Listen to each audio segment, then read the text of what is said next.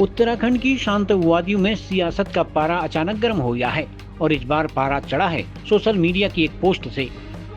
बात हो रही है कपकोट विधानसभा की, जहां भाजपा के कद्दावर नेता तथा दर्जा राज्य मंत्री भूपेश उपाध्याय ने सोशल मीडिया में एक ऐसी पोस्ट डाली जिसने पूरी पार्टी सहित कपकोट से लेकर देहरादून तक हलचल पैदा कर दी है।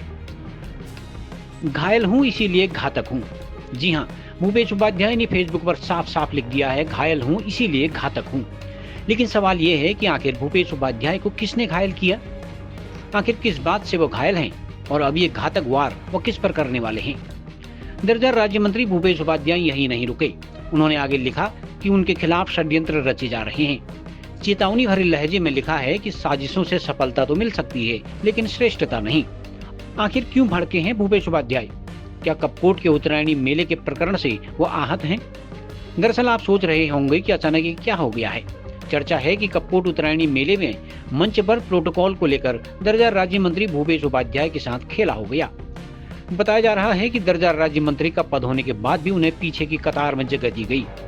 और तो और जब पूर्व मुख्यमंत्री भगत सिंह कोश्यारी मंच पर आए तो उन्होंने वर्तमान विधायक सुरेश गड़िया की जमकर तारीफ की। इसी दौरान उन्होंने भूपेश उपाध्याय को खड़ा करवाकर कहलवाया कि कपकोट में खूब विकास हो रहा है। तो लोग बोले कि अरे कोश्यारी जी, तुमने कहां से ऐसा विधायक लाया, ये तो तुमसे भी 10 गुना काम कर रहा है। सही बात है ना भूपेश? तू बता उपाध्याय, गलत तो नहीं कर रहा हूं? जोर से बोलो। तू याद भूपेश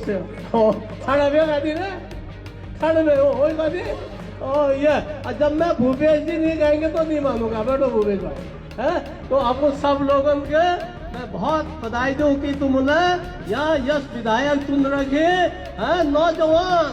अब मोदी जी को नौजवान, तुम जैसा सालन एक नई शब्द चल लो जन जी, यानी एक नए जो जवान सन 25 साल 15 साल बटी लिबेर 40-45 साल तक जवान ना समय छो।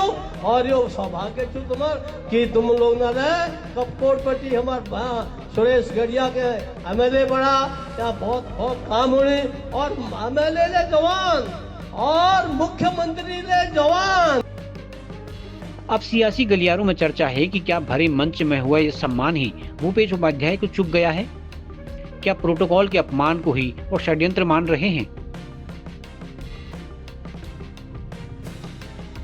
राजनीति के जानकार इस पोस्ट के कई मायने निकाल रहे हैं। क्या 2027 चुनाव के लिए भूपेश उपाध्याय अब सीधी दावेदारी कर रहे हैं? क्या वो वर्तमान विधायक सुरेश गड़िया को खुली चुनौती देंगे? सबसे बड़ा सवाल, पार्टी के भीतर वो कौन है जो उनके खिलाफ षड्यंत्र रच रहा है?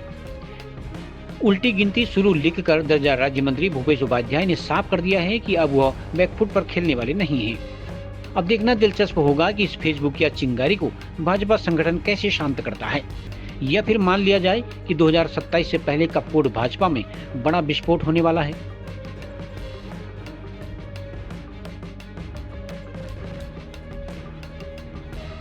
खबरों को जानने के लिए चैनल को लाइक, सब्सक्राइब और फॉलो जरूर करें।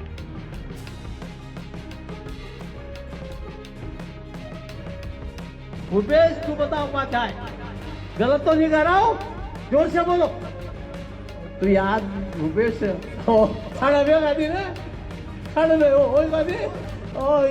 जब मैं भूपेश जी नहीं कहेंगे तो नहीं मानूंगा। बैठो भूपेश भाई।